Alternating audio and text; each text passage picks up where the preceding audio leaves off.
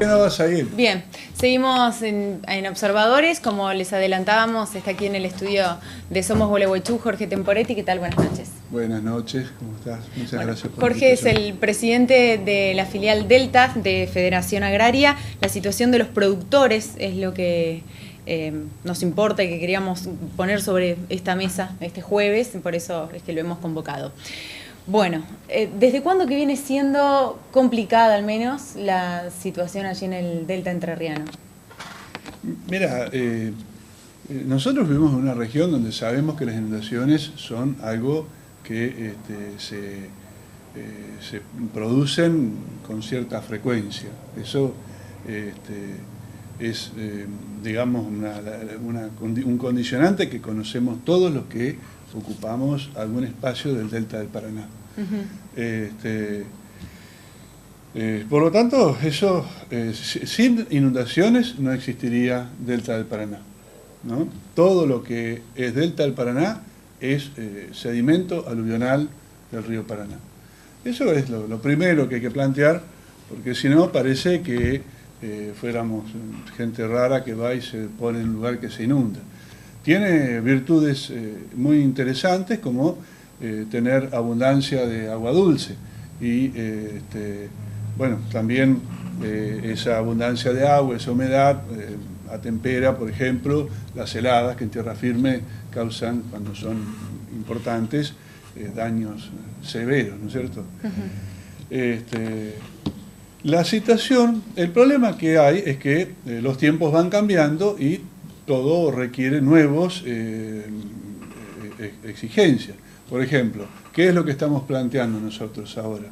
Como medida mínima para decir que haya un gesto que permita pensar que hay voluntad política de seguir trabajando, de atender a los habitantes, especialmente los que habitan en el lugar, al menos que no se cobren impuestos inmobiliarios.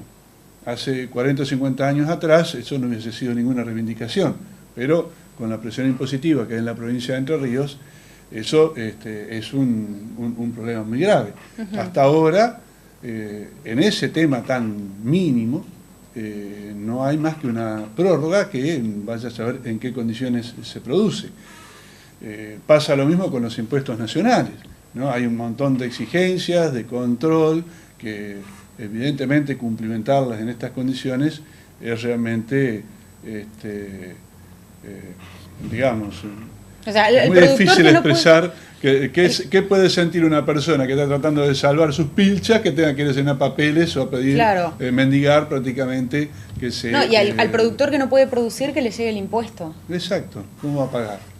Eso era lo que nosotros hicimos, la volanteada en la ruta. ¿Desde qué fecha más aproximadamente los productores no están pudiendo, para la redundancia, producir en el Delta? Tenés que separar regiones porque no todo se afecta igual. Ajá. Pero, porque eso es lo que yo quería un poquitito explicar, por eso traje algunas imágenes, las diferencias que se han producido, porque ahí las inundaciones son un efecto natural. A ver, ahí ¿qué estamos viendo? Bueno, ahí lo que estamos viendo es una imagen Landsat de lo que es el Delta del Paraná. Son imágenes de mucha precisión que permiten medir predio por predio, ¿no? Ahí la definición es distinta, pero de ahí está obtenida, del año 14, donde ya hubo un avance del agua muy importante. Todo lo que es más oscuro es el Delta, donde hay una gran cantidad de agua, se ven los cauces, ¿no? Hacia el medio el Gualeguay, hacia la derecha el Gualeguaychú, que es bastante importante, y más hacia la derecha el Uruguay. Esto lo traje como reemplazo de lo que yo quería, que era cómo fue creciendo el Delta. El Delta es una formación muy nueva, la parte más antigua del Delta tiene 7.000 años, que geológicamente es un instante.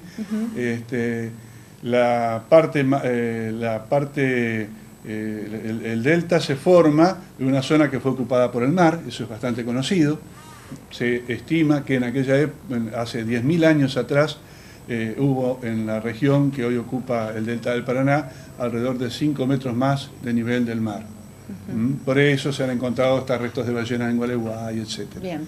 Con esto decimos que la presencia del agua en la zona es parte de la zona, digamos, ¿no? Exactamente. Ahora, y es por muy esta bueno. condición, digo, quien produce en una zona con estas características, de por sí lo está haciendo en situación de vulnerabilidad. Independientemente de la inundación. Digo, de mucho riesgo, sin ninguna duda. ¿Y qué diferencia tiene un productor que trabaja en zonas con mucho riesgo que aquel que trabaja en zonas que tienen menor cantidad de riesgo? Bueno, el delta fue destino de quienes no conseguían tierras en otros lugares originalmente, que tenían mucha más población. Lo que yo quería graficar con eso es que hay una cuestión, que es que al ser una formación tan nueva, también tiene una gran fragilidad, ¿no? Y todas las alteraciones antrópicas, como se llaman modernamente, o sea, que hace el hombre, tienen efectos mucho más significativos que los que tiene cualquier otra obra en regiones geológicamente más consolidadas. ¿Y cuáles son estas acciones del hombre? Bueno, las acciones del hombre fundamentalmente son la construcción de rutas muy mal hechas, sin puentes ni drenajes suficientes, los diques que se han hecho, que son muy grandes. Si seguimos la lógica, yo quería explicar un poquitito cómo es el fenómeno del Niño también, si me permitís, o no tiene sentido. No, sí, vámonos. Mientras el tiempo nos alcance. No, es muy rápido. Esa imagen muestra las alteraciones de la temperatura que se producen, de dónde proviene toda la lluvia. Porque lo que pasa es que estos son fenómenos extraordinariamente interesantes para estudiarlo, porque así como causan inundaciones, también generan condiciones muy favorables para la producción agrícola en general. Entonces, eso es un fenómeno que provoca, y que es ya conocido por los aborígenes, las excesivas lluvias, fundamentalmente en la cuenca del Paraná. Esta vez las lluvias no han sido tan intensas, han sido menos intensas, han estado más en la parte del río Paraguay, que se mantiene muy alto, ha tenido una gran incidencia al principio del fenómeno del Niño en el Alto Uruguay, que generó una inundación muy importante en diciembre, y luego se ha mantenido con niveles muy bajos. Luego hay otra imagen, que es lo que sigue, la siguiente. Estos son los pronósticos para el fenómeno del Niño, que viene bajando rápidamente, o sea que la perspectiva de regularización es hacia fines del otoño ya en un fenómeno del Niño neutro, por lo tanto las inundaciones se van a terminar, y empieza la perspectiva de un fenómeno Niña, que viene a ser de sequía. Sí. Y la siguiente es, no se ve con buena definición, pero las líneas más altas son las mayores temperaturas del fenómeno del Niño. La línea negra, que tiene cuadraditos, es el fenómeno del Niño actual. Es muy grande este fenómeno que se está desarrollando en este momento. O sea, ¿cuándo empezaría a mejorar la situación en Villa Parancito puntualmente? Mejorando, ya está mejorando, Sabina. Bien. Porque han bajado. Digo, al punto de que puedan volver a producir. No, eso faltan muchos meses, porque bueno, ahí viene otro problema, que es lo que yo quiero desarrollar luego, de explicar que las inundaciones vienen, porque a veces te llegan a decir, entonces voy a echar la culpa de la inundación en los diques, por ejemplo, ¿no? Sí. Esos disparates que se dicen para descalificar y que no tiene nada que ver. La siguiente imagen muestra, eso es lo que quería llegar, cómo ese delta que se formó, como expliqué, ha sido modificado. Esos cuadros oscuros que hay en el delta es un relevamiento que ha hecho la Universidad de San Martín, la USAM, que muestra todo lo que ha sido indicado. Superficies gigantescas, el más grande allá arriba es sobre el río Gualeguay, creo que se entiende más o menos la mitad del plano ese, es el dique de la Calera, que se rompió y lamentablemente, mostrando las contradicciones que hay en este manejo, en Gualeguay se festejó, porque bajó inmediatamente el agua por la retención de agua que produce. Lo cual es una explicación práctica, empírica, lamentablemente, porque no se hacen estudios serios de los efectos que causa. Si vos observás hacia la desembocadura, prácticamente va quedando cada vez más cerrado toda la posibilidad de drenaje de las aguas. Entonces, cuando vos me decís, ¿cuándo los productores van a empezar a poder producir? Arrancamos de un problema. En junio del 2014 cayeron grandes lluvias y por todo este fenómeno de diques que hay desde la ruta hacia el oeste, en este caso, prácticamente los campos no se drenaron nunca más. Y hubo varios cientos de miles de hectáreas que nunca más pudieron producir normalmente. En agosto en agosto del 2014, logramos, luego un sobrevuelo, fotos que publicamos, y nos han ayudado mucho la gente que está en medios como vos, a lograr que se declare zona de emergencia. ¿Y cómo fue que se llegaron a construir estos diques? ¿Quién dejó que se construyeran? Bueno, ese es un primer problema. ¿Y de quién son?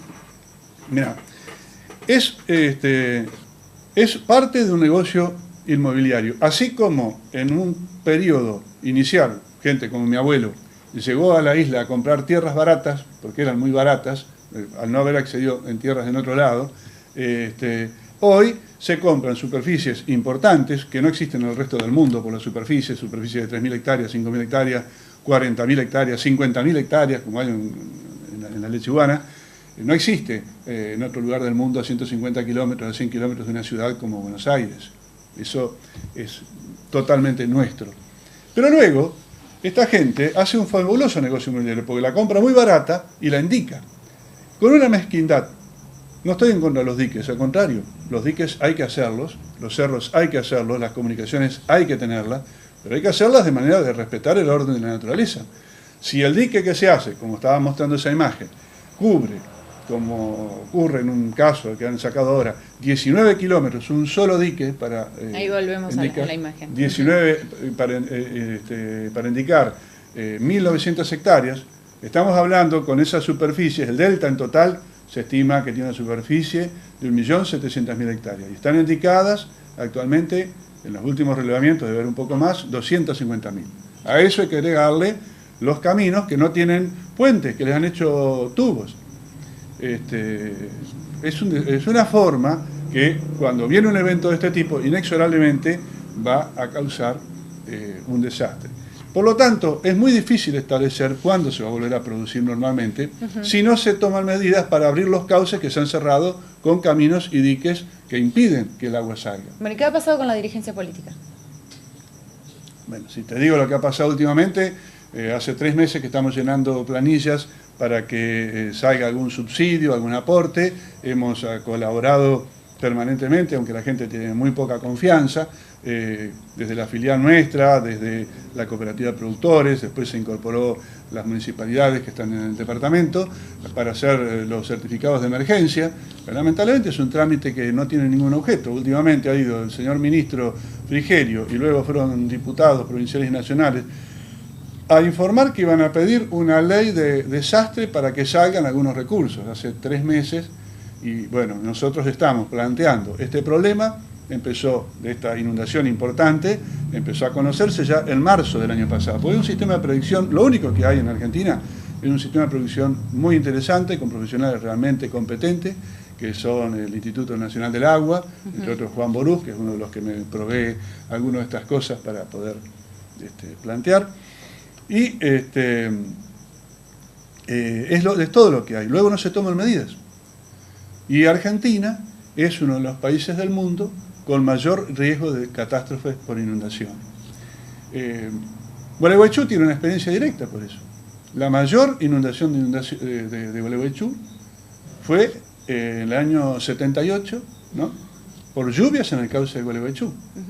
Y por una obra que se estaba haciendo en ese momento, que tenía solo unos tubos, que no resistió, y cuando se rompió, provocó una inundación violentísima, que como dicen las crónicas de la época, bajó rápidamente porque el Uruguay estaba bajo. Y nosotros, en este momento, teniendo el Uruguay tan bajo, las aguas no bajan porque hay una cantidad de obras hechas por el hombre que están impidiendo que el agua pase por arriba de los campos, sale solo por los cauces. Y encima esos cauces están mucho interrumpidos. Entonces, es una situación caótica, una verdadera ley de la selva. Contame la situación de recordar un productor, 2, 3, y contame qué están haciendo, cómo viven, de qué viven, si no pueden producir. Mira, es bastante penoso. Tienen, qué sé yo, el caso de un amigo con el cual siempre trabajamos, que está integrando la comisión, tiene unos chanchos que los tiene en un cerro. Y con eso los mantiene y tiene una, bueno, ya no es un hombre tan joven, tiene una jubilación de esa es la ley 4035, porque tiene sus dificultades físicas. Lamentablemente los trabajos que hacen la gente en la isla son bastante rudos, sí, y la gente se deteriora rápidamente. Eso sería también motivo de otros estudios, los que realmente trabajan en la humedad, en el agua. Claro, en esas condiciones. Hay una cosa, tiene... lo más interesante que ha habido desde ese punto de vista, para realmente destacar, ha sido la solidaridad que ha habido, ¿no? Hay una permanente actividad de organizaciones civiles, que traen agua, bueno, productos de limpieza, ropa.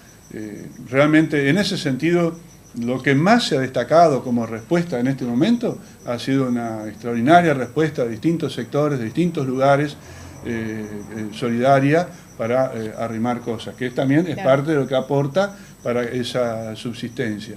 Y después, por ejemplo, ha habido una medida, la única que realmente hasta ahora se puede destacar, que por primera vez se obtuvo un campo que está acá en Tala, de 2.500 hectáreas, para que se puedan llevar algunos animales a la zona. Pues después hay todo un problema con los animales. No se puede llevar fácilmente animales de tierra firme a la isla, porque los animales no están acostumbrados a que haya una zanja o cosas por el estilo, entonces la mortandad que hay es muy importante cuando se llevan animales de tierra firme y no están compartiendo con animales acostumbrados que, bueno, aprenden entre ellos. Entonces es importante, por ejemplo, preservar una parte. Pero bueno, 2.500 hectáreas han servido para que haya 30 productores que puedan tener algunos y que tengan las condiciones para poderlo hacer. Pero esto lo hicieron hace tiempo, me imagino. Se hizo en plena inundación, eso se logró ahora a principios de año. De todas maneras, para darte una idea... ¿El gesto concreto ha sido ese? Sí. ¿Desde el gobierno que provincial? Provincial. Para darte una idea, el FUCOFA, que es el organismo que hace la vacunación, tiene registrados 1.400 productores en el departamento. ¿Cuántos? 1.400. 1.400. Un poco más de 1.400 productores en todo el ¿Productores departamento. de qué? Ganaderos. Ganaderos. Después hay forestación, además, claro, hay otras actividades, ¿no? O sea que a esta cifra hay que sumarle los productores de... Sí, está bien, pero en este caso, para trasladar los animales, estamos hablando de esos 1.400. Entiendo, sí. Y después para tener cuenta, una cifra estimada de cuánta gente está perjudicada. Y después tenés que tener en cuenta que hay un sector, que es el que tiene propiedades sobre el río Uruguay, que si bien estuvo afectado al principio, en diciembre, cuando creció el Uruguay, luego ha visto aliviada su situación y actualmente no está inundado. Está Parnasito inundado y vos navegás hacia la boca del Martínez sobre el Uruguay y ahí hay costa. Ahí no hay una inundación, aunque claro, cuando hay una sudestada se inundan, pero se regulariza rápido. Bien, le mandaron llegó la carta a Mauricio Macri. Por lo menos se presentó, sí. ¿Alguno de los puntos de las cosas que le solicitan? ¿Alguna respuesta? No, ¿qué es lo que le piden al presidente? Bueno, en primer lugar lo que decía hoy, lo de los impuestos, apoyo económico, especialmente a los habitantes, que más o menos es lo que estábamos diciendo. Lo que nosotros pretendemos también es que se regularice la situación de las obras que hay. Estos diques que mencionabas. Claro, mira, Sabina, es un delito que tiene el mismo carácter constitucional y de código civil que un corte de ruta. Porque un cauce no se puede cortar, ¿no? Ni siquiera el que va de una heredad a otra, como dice explícitamente el Código Civil de la Nación. Ahora, no hay ninguna legislación específica, la poca que hay, como es en Entre Ríos, con el organismo que controla, el CORUFA, no tiene ningún poder de policía. Hay presentadas, por lo que nos informan los representantes que tenemos, de todo eso que vieron ahí de diques, 7 diques, presentados.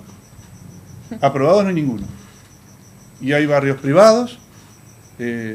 Entonces te plantean, pero vos estás en contra. ¿Pero cómo vas a estar en contra? Las cosas que contribuyen a mejorar las condiciones de vida, uno no precisa estar en contra. Ahora, esta gente compra 5.000 hectáreas, por ahí pasan 3 cauces, si después quiere pasar alguna foto más, hay algunos ejemplos. Bueno, eso sería de Luján, para tomar un poco una idea de lo que pasó con la inundación de Luján, para tomar conciencia de lo que puede pasar cuando se hacen ese tipo de obras. Luego hay otra que es una aproximación, ahí se ve la cuenca de Luján, ¿no? Pasamos a la siguiente. Hay otra más, luego de la cuenca de Luján.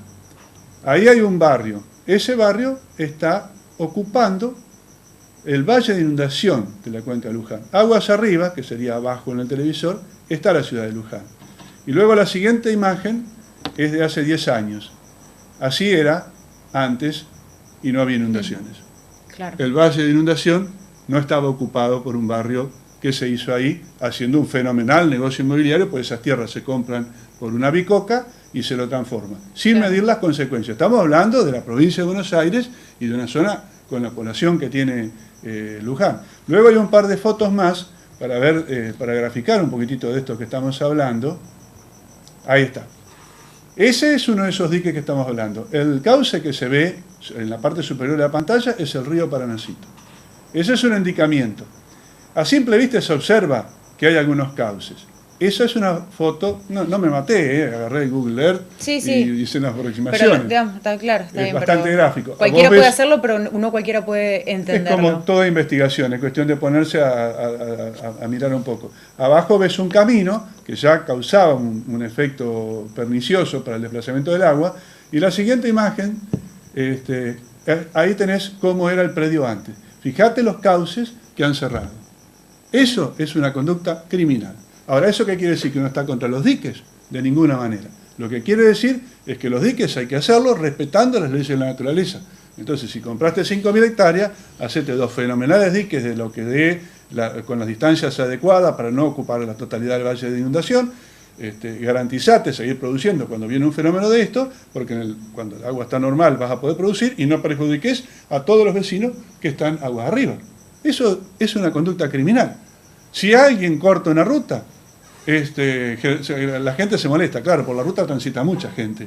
Ahí lo único que pasa es agua y arriba hay productores que no pueden trabajar por ese tipo de obras, por llamarlo de alguna manera, que no tienen ninguna aprobación, ningún tipo de legalidad, de legitimidad, mucho menos. Jorge Temporetti, te agradezco tu presencia hoy en Observadores. Muchísimas gracias a vos por permitir este espacio para poder explicar un poco cómo se vive en el Delta, que es un lugar maravilloso, con agua dulce para abastecer a la zona más poblada del país, pero que tiene estos problemas que los que no lo quieren medir tendrían que estudiar un poco lo que pasó con el Mississippi para darse cuenta, cuando ya es irreversible, lo trágico que es y los costos terribles que tiene. Hacemos una breve pausa y ya volvemos para el final del programa.